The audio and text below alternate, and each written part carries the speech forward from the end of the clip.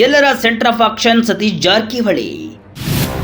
ಜಾರಕಿಹೊಳಿ ಹಿಂದೆ ಬಿದ್ದಿದ್ಯಾಕೆ ಡಿಕೆಶಿ? ಸತೀಶ್ ಜಾರಕಿಹೊಳಿ ಮುಂದಿನ ನಡೆಯೇನು?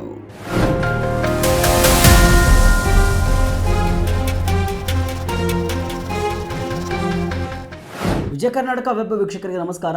ನಾನು ಶಿವಮೂರ್ತಿ ಸೊರಬ. ಕಾಂಗ್ರೆಸ್ನಲ್ಲಿ ಕುರ್ಚಿ ಕದನ ಈಗ ಬೇರೊಂದು ಮುಗ್ಗುಲಿಗೆ ಹೊರಡಿದೆ.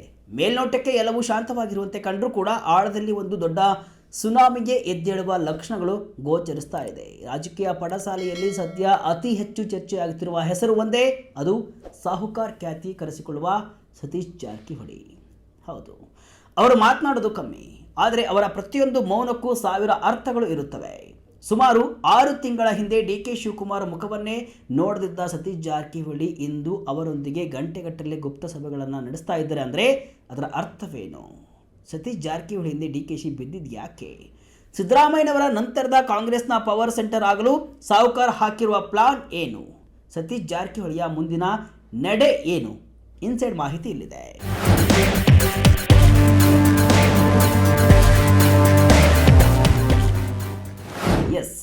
ಸದ್ಯ ಸತೀಶ್ ಜಾರಕಿಹೊಳಿ ಕಾಂಗ್ರೆಸ್ನ ಸೆಂಟರ್ ಆಫ್ ಆಕ್ಷನ್ ಆಗಿದ್ದಾರೆ. ಇದಕ್ಕೆ ಮಹತ್ವ ಕೊಟ್ಟಿದ್ದು ಡಿಕೆಶಿ ಜೊತೆ ನಡೆಸಿದ ಆ 2 ಮೀಟಿಂಗ್.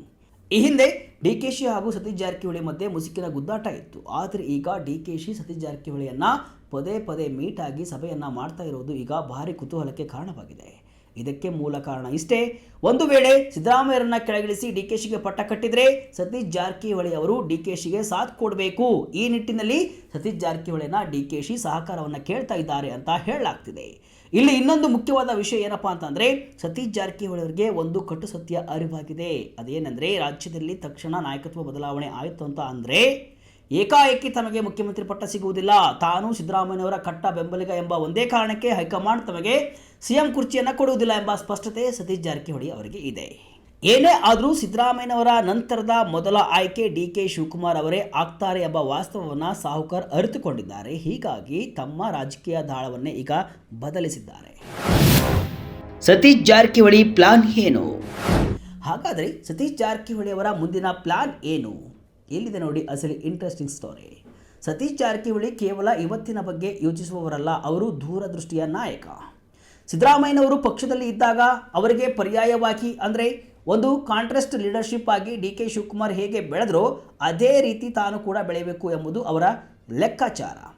ಸಿದ್ದರಾಮಯ್ಯ ಅಹಿಂದ ನಾಯಕ, ಡಿಕೆಶಿ ಒಕ್ಕಲಿಗ ನಾಯಕ. ಈಗ ಸಿದ್ದರಾಮಯ್ಯನವರ ನಂತರದ ಅಹಿಂದ ನಾಯಕ ಯಾರು ಎಂಬ ಪ್ರಶ್ನೆ ಬಂದರೆ ಆ ಜಾಗವನ್ನು ತುಂಬಲು ಸತೀಶ್ ಜಾರಕಿಹೊಳಿ ಸಜ್ಜಾಗ್ತಾ ಇದ್ದಾರೆ.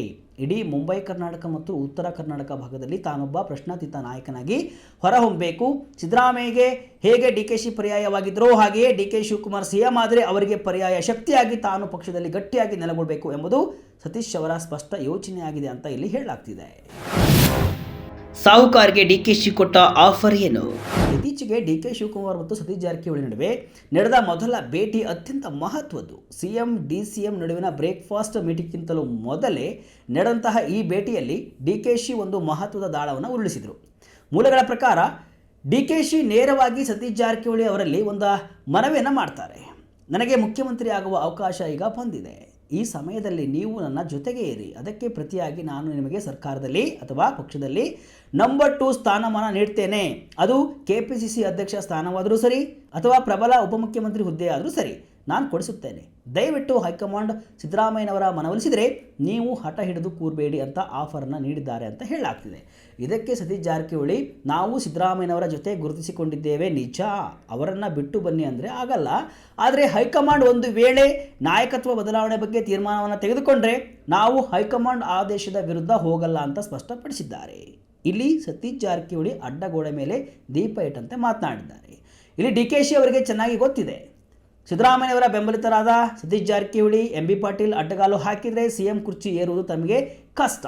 ಹೀಗಾಗಿ ರಾಜಣ್ಣರಂತಹ ಸಿದ್ದರಾಮಯ್ಯನವರ ಸೇನಾಧಿಪತಿಗಳನ್ನು ಕೂಡ ವಿಶ್ವಾಸಕ್ಕೆ ತೆಗೆದುಕೊಳ್ಳುವ ತಂತ್ರವನ್ನು ಡಿಕೆಶಿ ಇಲ್ಲಿ ಮಾಡುತ್ತಿದ್ದಾರೆ ಅಂತ ಹೇಳಲಾಗ್ತಿದೆ. ರೇಸ್ನಲ್ಲಿ ಸಚಿವ ಎಂಬಿ ಪಾಟೀಲ್. ಇಲ್ಲಿ ಕೇವಲ ಸತೀಶ್ ಜಾರಕಿಹೊಳಿ ಮಾತ್ರವಲ್ಲ, ಲಿಂಗಾಯತ ನಾಯಕ ಎಂಬಿ ಪಾಟೀಲ್ ಅವರ ಲೆಕ್ಕಾಚಾರವೂ ಇದೆ. ಒಂದು ವೇಳೆ ಎಂಬಿ ಪಾಟೀಲ್ ಅವರಿಗೆ ಗೊತ್ತು ತಾನು ಲಿಂಗಾಯತ ಸಮುದಾಯದ ಸಹಜ ನಾಯಕ ಅಂತ, ಒಂದು ವೇಳೆ ಸಿದ್ದರಾಮಯ್ಯನವರ ನಿರ್ಗಮನದ ನಂತರ ಡಿಕೆ ಶಿವಕುಮಾರ್ ಸಿಎಂ ಆದರೆ ಅವರೊಂದಿಗೆ ಸಂಘರ್ಷ ಮಾಡುವುದಕ್ಕಿಂತ ವರ್ಕಿಂಗ್ ರಿಲೇಷನ್ಶಿಪ್ ಇಟ್ಟುಕೊಳ್ಳುವುದು ಲೇಸು ಅಂತ ಅವರು ಭಾವಿಸಿದಂತೆ ಕಾಣಿಸ್ತಾ ಇದೆ. ನಂಬರ್ 2 ಅಥವಾ ನಂಬರ್ 3 ಸ್ಥಾನಕ್ಕಾಗಿ ಅವರು ಡಿಮ್ಯಾಂಡ್ ಮಾಡಬಹುದು ಅಂತ ಹೇಳಲಾಗ್ತಿದೆ. ಆದರೆ ಡಾಕ್ಟರ್ ಜಿ ಪರಮೇಶ್ವರ್ ಅವರ ಕತೆ ಹಾಗಲ್ಲ. ಅವರು ಡಿಕೆ ಶಿವಕುಮಾರ್ ಅವರಿಗಿಂತ ಸೀನಿಯರು, ಹಿಂದೆ ರಾಜ್ಯಾಧ್ಯಕ್ಷರಾಗಿದ್ದವರು. ಈಗ ಹೋಗಿ ಡಿಕೆ ಶಿ ಬಳಿ ನಾನು ನಿಮ್ಮ ಡೆಪ್ಯೂಟಿ ಆಗಿರ್ತೇನೆ ಅಂತ ಕೇಳಲು ಅವರ ಸ್ವಾಭಿಮಾನ ಒಪ್ಪುವುದಿಲ್ಲ. ಹೀಗಾಗಿ ಅವರ ಪರಿಸ್ಥಿತಿ ಅತ್ತದರಿ ಇತ್ತಪುಲಿ ಎಂಬಂತಾಗಿದೆ ಅನ್ನೋದು ರಾಜಕೀಯ ವಿಶ್ಲೇಷಕರ ಮಾತು. Satish Jarkiholi full active. ಈಗ ನಡೆಯುತ್ತಿರುವ ಬೆಳವಣಿಗೆಗಳನ್ನು ಗಮನಿಸಿದರೆ ಸತೀಶ್ ಜಾರಕಿಹೊಳಿ ಅವರ ಆಕ್ಟಿವಿಟೀಸ್ ಹಿಂದೆಂದಿಗಿಂತಲೂ ಕೂಡ ಭಿನ್ನವಾಗಿದೆ, ಹೆಚ್ಚಾಗಿದೆ. ಮೊದಲು ಶಾಸಕರ ಭವನದಲ್ಲಿ 8-9 ಶಾಸಕರ ಜೊತೆ ಸಭೆಯನ್ನು ಮಾಡ್ತಾರೆ, ಊಟವನ್ನು ಮಾಡ್ತಾರೆ. ನಂತರ ಪರಮೇಶ್ವರ್ ಜೊತೆ 1-to-1 ಮೀಟಿಂಗ್ ಮಾಡ್ತಾರೆ. ನಂತರ BK ಹರಿಪ್ರಸಾದ್ ಪರಮೇಶ್ವರ್ ಜೊತೆ ಮತ್ತೊಂದು ಮೀಟಿಂಗನ್ನು ಮಾಡ್ತಾರೆ. ಇದಾದ ತಕ್ಷಣ ರಾತ್ರಿ DK ಶಿ ಜೊತೆ ಮೀಟಿಂಗನ್ನು ಮಾಡ್ತಾರೆ. ಎಲ್ಲಕ್ಕಿಂತ ಮುಖ್ಯವಾಗಿ ಶೋಷಿತ ಸಮುದಾಯಗಳ ಒಕ್ಕೂಟದ ಸಭೆಗೆ ಹೋಗಿ ಭಾಗವಹಿಸಿ ದಲಿತ ಮತ್ತು ಹಿಂದುಳಿದ ವರ್ಗಗಳ ಸಮಸ್ಯೆಯನ್ನು ಆಲಿಸ್ತಾರೆ. ಇದೆಲ್ಲವೂ ಏನನ್ನು ಸೂಚಿಸುತ್ತೆ? ಸತೀಶ್ ಜಾರಕಿಹೊಳಿ KPCC ಅಧ್ಯಕ್ಷ ಸ್ಥಾನದ ಮೇಲೆ ಕಣ್ಣಿಟ್ಟಿದ್ದಾರಾ, ಅಥವಾ ಸಿದ್ದರಾಮಯ್ಯನವರ ನಂತರದ ಅಹಿಂದ ನಾಯಕತ್ವವನ್ನು ಈಗಿನಿಂದಲೇ ಗಟ್ಟಿಗೊಳಿಸ್ತಿದ್ದಾರಾ? ಅವರ ಪ್ರತಿ ಮೂಮೆಂಟು ಕೂಡ ರಾಜ್ಯ ರಾಜಕಾರಣದಲ್ಲಿ ಭಾರಿ ಕ್ಯೂರಿಯಾಸಿಟಿಯನ್ನು ಹುಟ್ಟು ಹಾಕಿದೆ.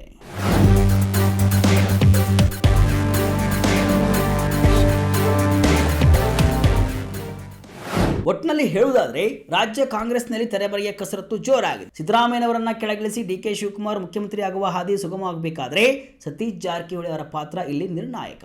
ಸತೀಶ್ ಜಾರಕಿಹೊಳಿ ಕೂಡ ಕಾಲಕ್ಕೆ ತಕ್ಕ ಕೋಲವನ್ನು ಕಟ್ತಿದ್ದಾರೆ. ತಮಗೆ ಸಿಗಬೇಕಾದ ಪಾಲಿಗಾಗಿ ಈಗಿನಿಂದಲೇ ಫೀಲ್ಡ್ಗೆ ಇಳಿದಿದ್ದಾರೆ.